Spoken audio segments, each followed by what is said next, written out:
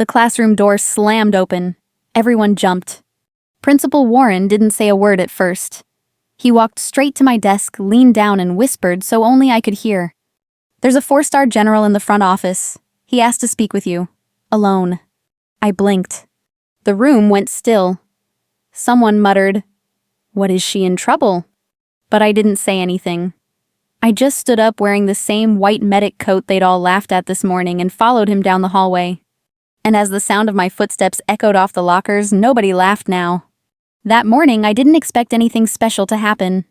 It was November 4th, a Thursday, a school day, gray skies and too cold air for the time of year. But it was also the 1-year anniversary of my mom's death in Syria. Her name was Lieutenant Madison Harper, combat medic, stationed at a forward operating base outside Aleppo. She was killed evacuating civilians after a rocket strike. They told us it was quick, but I never believed that. She was always the last one out. I remember what she looked like in uniform. Crisp, focused. But the version I remember most wasn't the soldier. It was the mom with her sleeves rolled up at our kitchen table, cleaning blood off her boots with a toothbrush while making me oatmeal. She didn't separate war and home. She just lived through both. That morning, I opened her old footlocker. I hadn't touched it in a year. Inside was the coat. Her white medic coat. The one she always wore layered over body armor. It was worn and sun-faded, but still smelled faintly of antiseptic and pine detergent. I ran my hand over the name patch, Harper. I didn't plan it. I just slipped it on. It still fit. Maybe not perfectly in the shoulders, but the weight. I could carry that. I didn't expect to be noticed. I didn't want to be noticed. But the moment I walked into homeroom, that changed. "Is it cosplay day or something?" Someone snickered from behind me. I didn't turn around. At my locker, a guy I barely knew said didn't know Halloween ran long this year. And in first period, someone dropped a paper on my desk with Nurse Harper scribbled on it in red marker. It was meant to mock me. I didn't react. Because I didn't wear it for them. At lunch, I sat at my usual spot by the window, head down sketching. The coat was buttoned up sleeves, too long cuffs frayed. A couple girls walked by and said loudly, "I heard she thinks she's honoring someone, but it's giving identity crisis." I smiled to myself, just barely. They didn't know my mom. They didn't know that she once stitched up a Marine in the middle of a sandstorm while talking to me on FaceTime. They didn't know she used to say, "If you don't speak for the wounded, who will?" That coat wasn't a costume. It was a second skin. 7th period dragged. I counted down the minutes. 42, 38, 34. Then the door opened. Principal Warren stood in the frame, his face unreadable. My heart dropped not in fear, but in that strange space between confusion and dread.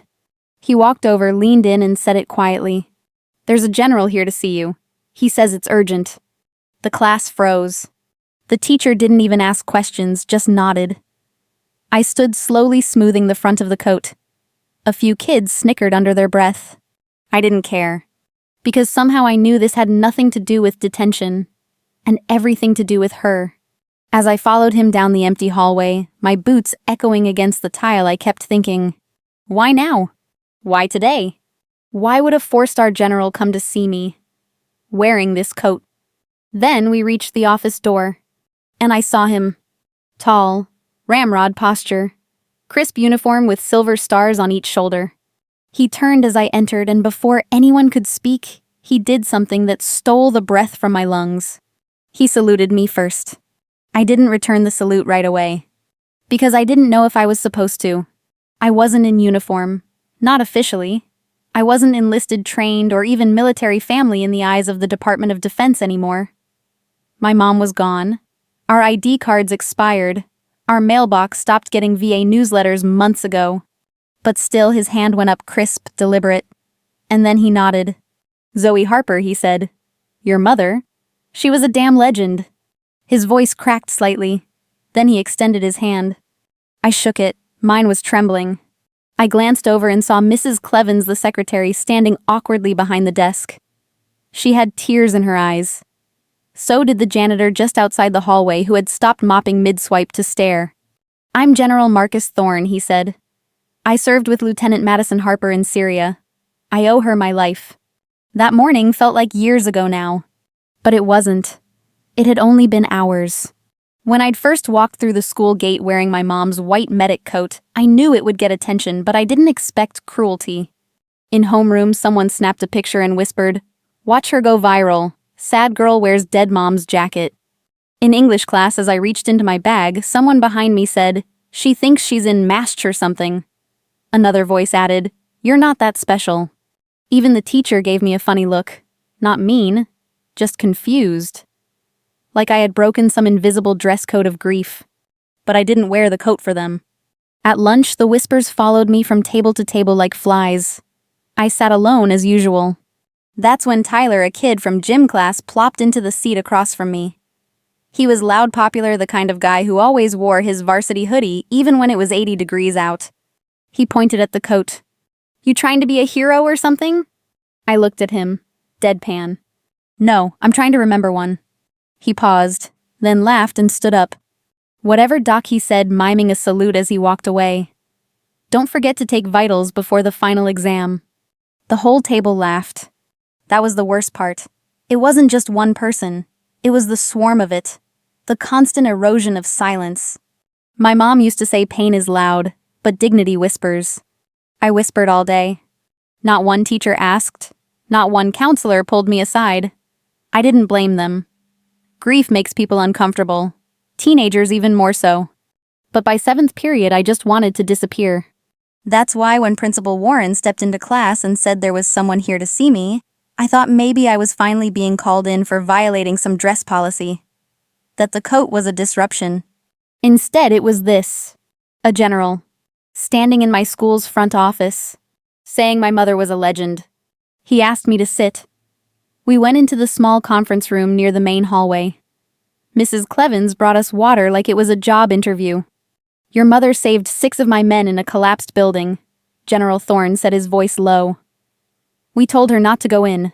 The structure was failing." She didn't hesitate. He paused. "I told her I'd write her up for insubordination." He chuckled bitterly. She said, "Put it on my tombstone if I don't make it." My eyes welled. "She was decorated, you know," he added. "Bronze Star with Valor. Multiple commendations. But today is different." I looked up. "Today, Zoe were giving her the Silver Star. And I wanted you to receive it. In person. As her daughter. As the one person she always talked about." My heart thudded. I glanced down at the coat. She'd talked about me. He reached into a leather case and pulled out a velvet box. Inside, nestled in navy felt, was the medal. It didn't shine like I thought it would. It was simple.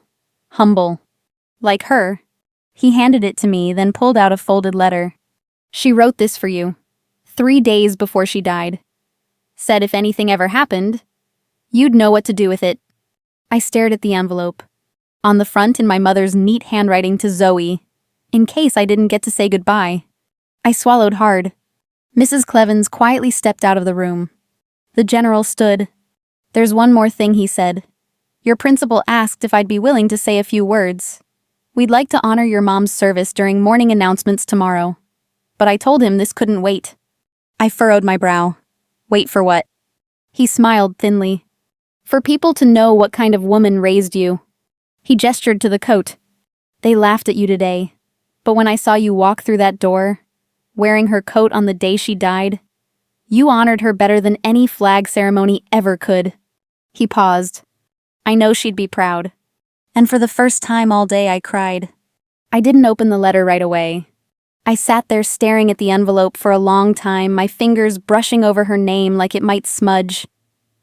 It was strange. This envelope had traveled thousands of miles, survived desert heat, dust storms, gunfire.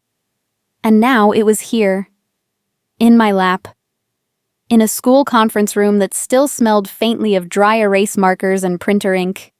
"Take your time," General Thorne said gently. "I'll be outside." He stepped out and quietly closed the door behind him. And suddenly it was just me. And her. I held the envelope to my chest. And I remembered. The last time I saw my mom, she was standing in the doorway trying to zip her bag with one hand while buttoning her uniform with the other. She kept dropping things and laughing at herself. I remember being mad because she was leaving again and I didn't want to say goodbye. She'd kissed the top of my head and said, "Don't worry, soldier. I'll be home in time for your birthday." She didn't make it. I slid my thumb under the flap and opened the envelope.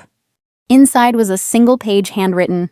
"Zoe, if you're reading this, I didn't get the chance to tell you all the things I wanted to. And knowing me, I probably forgot to defrost the freezer and left you with a mess in the laundry room too. I'm sorry for that. But mostly I'm sorry for not being there when you needed me most. You are the bravest person I know. I don't mean that in a cheesy bumper sticker way. I mean it in the way you never cried when I had to leave and never stopped writing me letters even when I couldn't answer back. You've always had more courage than you realized. I hope you never forget being strong doesn't mean being loud. Sometimes it means standing alone. Sometimes it means wearing something that doesn't quite fit yet.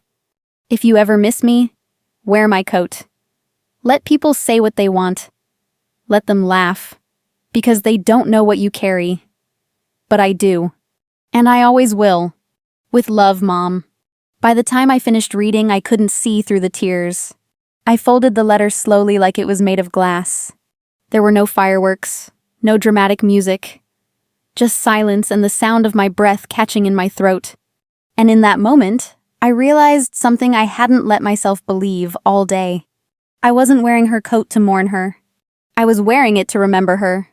When I stepped out of the office, the hallway was strangely quiet. Too quiet. Then I turned the corner and froze. The students weren't in class.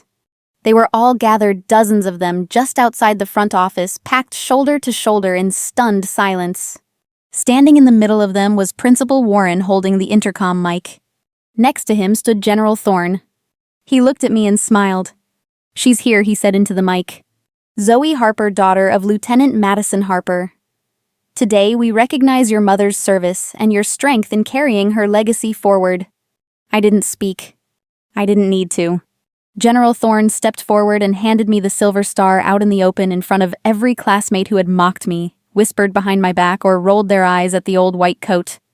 They watched me accept it with steady hands. And not a single one laughed. Not now. Not anymore.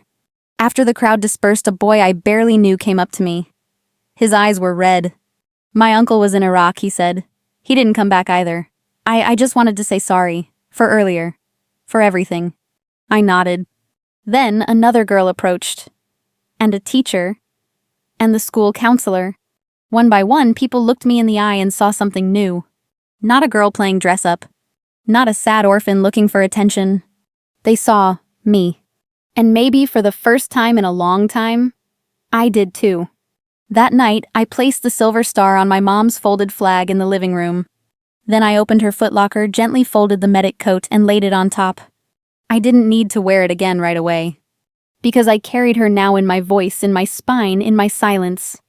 And when I looked in the mirror, I didn't just see a girl trying to be brave. I saw her.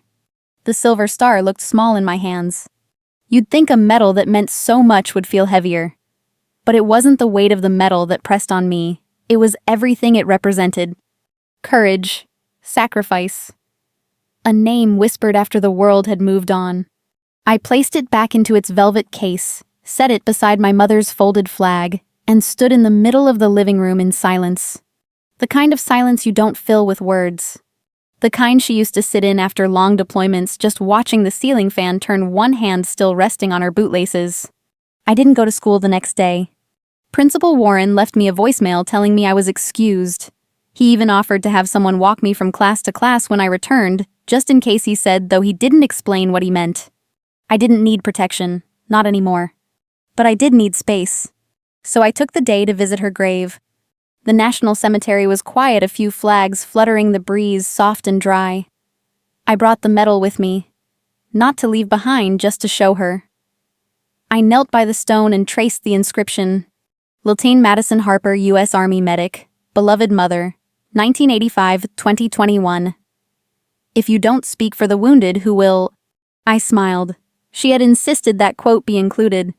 She hated silence, but she respected it. As I sat there, a woman approached with a young boy. She paused near us, noticing the coat I had folded in my lap. "Was she yours?" the woman asked gently. I nodded. "She was a medic," I said. In Syria. The boy looked at me. Was she brave? I swallowed. She wasn't afraid of pain. He didn't say anything, but he sat beside me for a minute. His mother gave a grateful smile before they moved on. It reminded me of something Mom used to say, you never know who's watching. So be the kind of person someone else would want to remember. That weekend I cleaned the house the way she used to. Top to bottom, no shortcuts.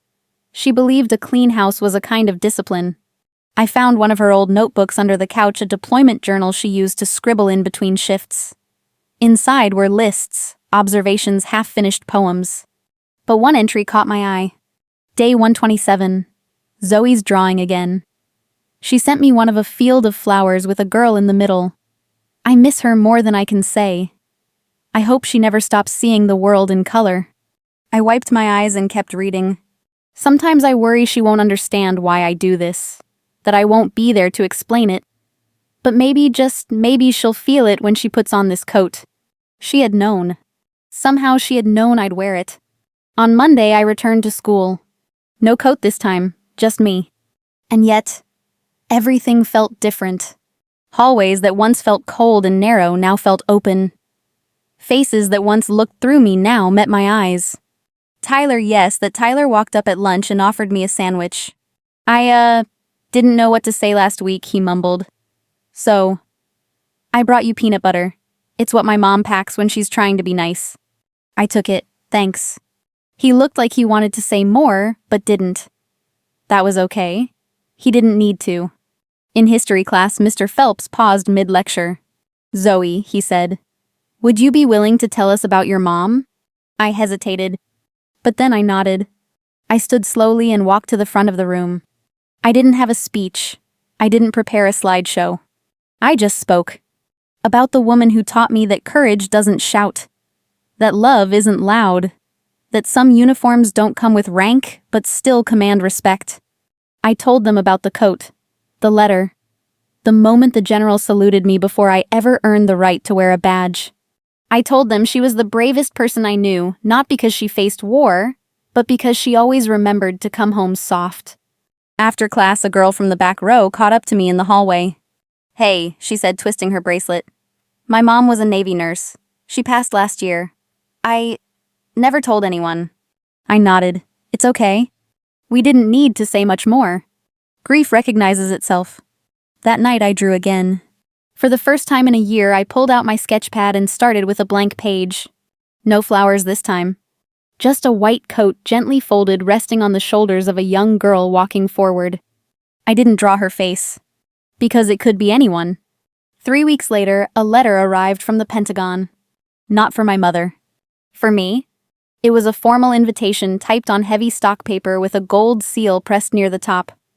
The kind that made you sit up straighter just holding it. They wanted me to attend a memorial ceremony in D.C. Specifically, they wanted me to accept the Silver Star again, this time in front of other Gold Star families, military leaders, and a small group of journalists. At first, I hesitated. Wasn't once enough. But the more I thought about it, the more I understood sometimes honoring someone's memory means saying their name again. And again. Until it echoes far beyond what the world remembers on its own. So I said yes. When the day arrived, I didn't wear the medic coat. I wore a tailored navy dress and a single dog tag Mom's on a thin silver chain. No one told me how overwhelming the National Memorial could feel in spring rows of flags polished marble, and families walking quietly with photos tucked under their arms. But I didn't feel small. I felt rooted. Like I belonged. As we waited for the ceremony to begin, a woman approached me. She looked like she was in her 50s, stiff posture blazer, crisp eyes, tired. You must be Zoe Harper. I nodded. I served with your mom, she said. Camp Taji. She once fixed a dislocated shoulder using a sock and a coffee stirrer. No one else would have dared. I laughed.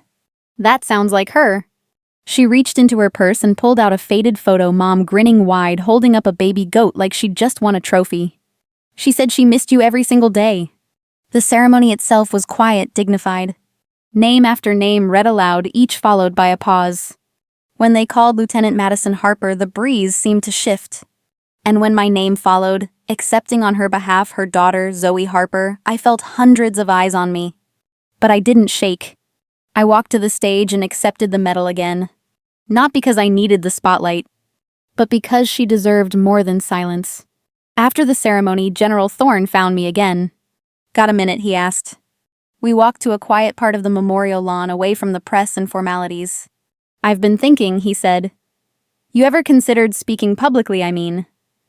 To students, to young people?" I blinked. "Me?" He nodded.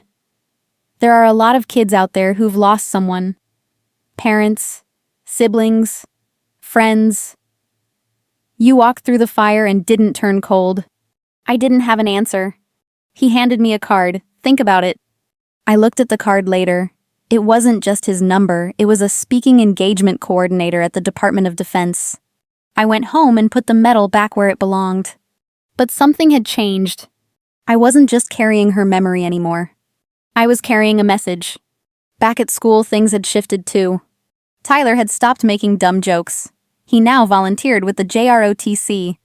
Teachers started referencing service more respectfully, even in unrelated lessons. And one day, during morning announcements, they read off a quote. "Sometimes the bravest thing a person can do is remember out loud. Lit Madison Harper." I didn't submit it, but someone had. And it made me smile. A few weeks later, I stood in front of my school's auditorium. Nervous, clutching index cards I wouldn't end up using. My first talk. The seats were packed with students, some fidgeting, some whispering, just like I used to. I stepped up to the mic and looked out at them. "I wore my mom's coat once," I said. Not because I wanted attention, but because I didn't want the world to forget who she was. The room quieted. I told them the story not with drama, but with honesty. What it felt like to be laughed at. What it felt like to be saluted. What it means to carry someone with you. Not in grief, but in gratitude. Afterward, a freshman girl with wide eyes came up to me. "My dad died in Afghanistan," she whispered. "I never tell anyone. But now maybe I will." I nodded. That was enough. By fall, invitations were coming in from across the state. High schools, veteran organizations. Even a college campus asked me to speak during their Remembrance Week. I didn't say yes to everything, but I said yes enough. Each time I spoke, I brought something with me, not the coat, not the medal, but her voice. The way she used to speak to people, calm and low and direct like truth, didn't need volume to land. At first, I recited the same story over and over. But eventually, I started adding to it. Not just what happened, but what I learned. I talked about shame. How wearing a dead soldier's coat felt like standing in front of the world with your soul exposed. How I thought I'd crumble under the weight of judgment. And how I didn't. Because her memory held me upright. Because silence sometimes is just pain that hasn't found its name yet. And when you name it out loud, you take some of that power back. I talked about grief. How it sneaks up on you in the toothpaste aisle. In a voicemail from a number you forgot to delete. In a laugh that sounds too much like hers. How it never really goes away, but softens eventually into something you can hold without bleeding. I told students, you don't move on, you move with. I talked about service. How my mom once stayed up 48 hours straight, treating civilians during a drone blackout, not because anyone told her to, but because she refused to leave a child with shrapnel alone in the dark.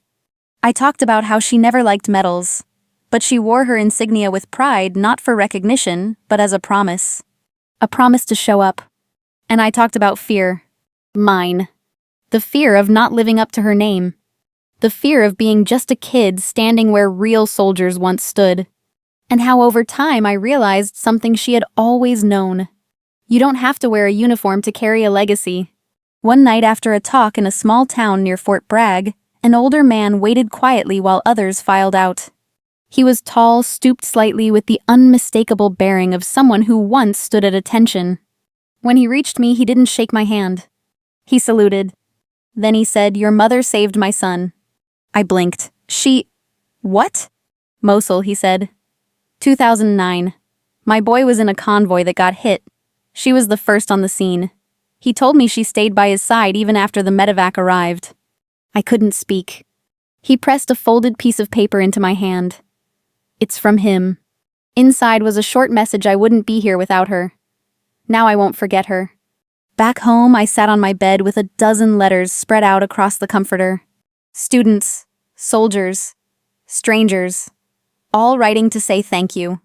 Not just for what Mom had done, but for telling them she existed, that she wasn't just a number on a wall, that she had a daughter who remembered her out loud. I framed one letter and placed it beside the folded coat. I didn't wear it anymore, not because I was done grieving, but because I didn't need it on my shoulders to feel her beside me.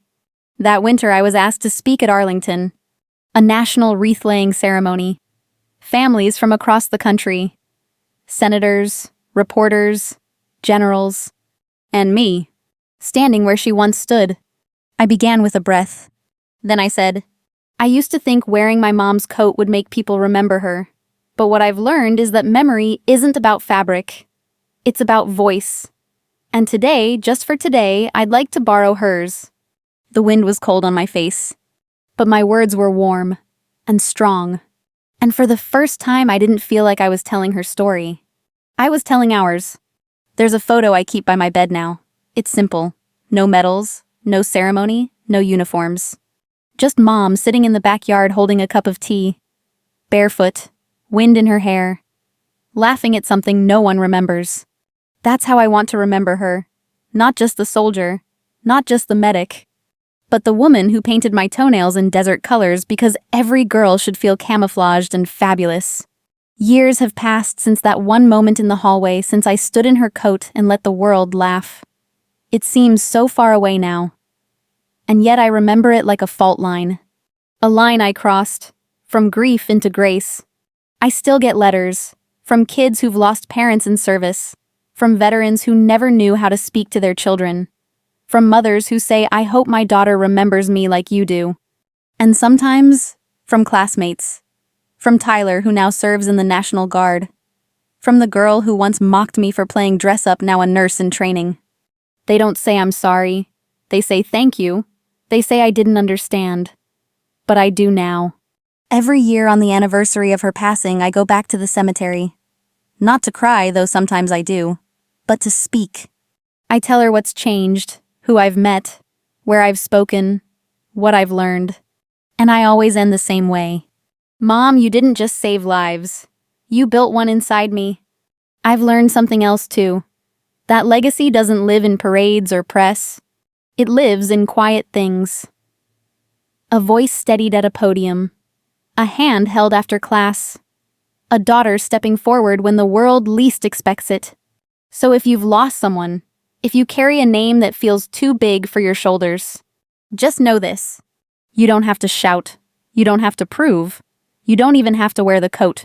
Just walk. And when you're ready, speak. Because the world forgets fast. But love remembers in full sentences. If this story moved you, tell someone you love their story still matters. Visit a grave, call a parent, write the name again, or just sit in silence with it. Sometimes silence is the most sacred thing we have. If you believe in honoring the ones who served quietly, please share this story. You never know who needs to hear it.